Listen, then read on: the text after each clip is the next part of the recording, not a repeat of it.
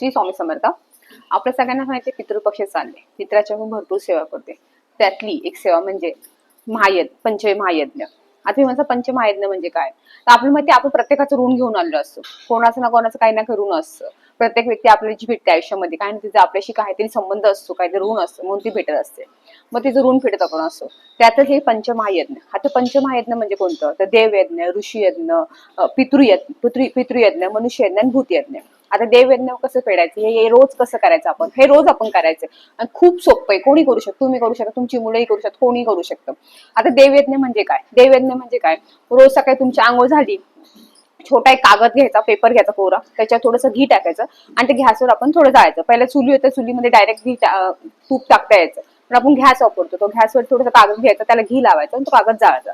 त्याला देवयज्ञ म्हणतात. म्हणजे अग्नीला आपण एक आहुती देतो, त्याला देवयज्ञ म्हणतात. दुसरा यज्ञ म्हणजे काय, दररोज आपल्याला गाईला एक घास द्यायचा आहे. काय करायचं माहिती का, आपण एक चपाती करायची. सकाळी सकाळी जी आपण चपात्या करतो, रोज भाजी चपाती करतो, सगळ्यांच्या घरी भाजी चपाती होतेच. एक चपाती होते, तर एक चपाती घ्यायची, तिचे दोन भाग करायचे. एक गायच्या नावाने काढायचा आणि एक कावळ्यांच्या नावाने काढायचा. गायच्या नावाने जो आपण भाग काढतो तो गाईला आपण खायला करायचा. आता प्रत्येक ठिकाणी गाई नसते, मुंबईच्या ठिकाणी तुम्हाला गाई भेटणारच नाही, मंदिरात वगैरे भेटेल, पण इतर ठिकाणी आपल्याला गाई भेटत नाही. मग काय करायचं, गायच्या नावाची चपाती तुम्ही काढून ठेवायची. मग ते कावळ्यांनी खाऊ, कुत्र्यांनी खाऊ, कोणी खाऊ, पक्ष्यांनी कोणत्या खाल्ली तरी चालत. त्याला ऋषी यज्ञ म्हणतात. गाईला चपाती खायला घालणं म्हणजे ऋषी यज्ञ. जर आधी चपाती आहे ती कावळ्यांना खायला घालायची, कावळ्यांना चपाती खायला घालणं म्हणजे पृथ्वी यज्ञ झालं. म्हणजे कावळे जर चपाती खाऊन गेले की पृथ्वी यज्ञ झालं.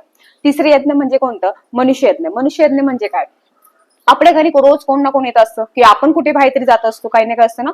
मग जेव्हा आपण कधी बाहेर गेलो तर कोणाला आपण खायला द्यावं, की आपल्या घरी जर एखादी व्यक्ती आली, तिला चहा पाणी काही नाही तर गुळ पाणी तरी द्यावं, काहीतरी द्यावं. एखाद्या लहान मुलाला त्याला बिस्किट्स द्यावं, चॉकलेट द्यावं, काहीतरी खायला थोडं साखर तरी टाकावं त्याची. ह्याला मनुष्य यज्ञ म्हणतात. त्यामुळे हे करणं महत्वाचं आहे. दुसरे आहे तर भूतयज्ञ. भूतयज्ञ आता कसं करायचं, तर काय तुमच्या घराच्या आसपास मुंग्यात असतात, किंवा झाडाच्या खाली आपण सांगतो की साखर टाकत जाऊ, पिंपळा झाडाखाली आपण साखर टाकायला सांगतो, की इथं कोणत्या झाडाखाली साखर टाकली चालेल. मग काय करतो आपण, खिडकीत किंवा इथं कुठे मुंग्या असतील तिथं तुम्ही साखर टाका. मग लाल मुंग्या असो किंवा काळ्या मुंग्या असो, थोडी साखर टाकायची. त्याला भूतयज्ञ म्हणतात. तुमच्या ह्या सेवा तुमच्या हातून घडतात. तुमच्याकडे पक्षी येत असेल, प्राणी येत असेल, काही येत असेल, त्यांना खायला देत जा. मग तुम्ही काही द्या, चपातीचं पीठ सुद्धा खातात. आता आमच्या इथे पोपट येतात, मग आम्ही त्यांना तांदूळ टाकतो. काहीतरी तुम्ही चिमण्या येतात त्यांना तांदूळ टाकतो, कावळे असतात त्यांना आम्ही चपाती देतो, पीठ देतो गव्हाचं, ते खातात. काही तुम्ही देसाल ते खातात. तुम्ही फक्त मनाने प्रेमापासून द्या. आणि असं नाही की तुम्हीच केलं पाहिजे, तुमच्या मुलांनाही सवय लावा, तुम्हीही करा.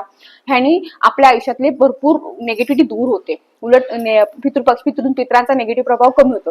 त्यामुळे सेवा करायला सुरुवात करा. आता 15 फक्त करू नका, आयुष्यभर नक्की करा. श्री स्वामी समर्थ.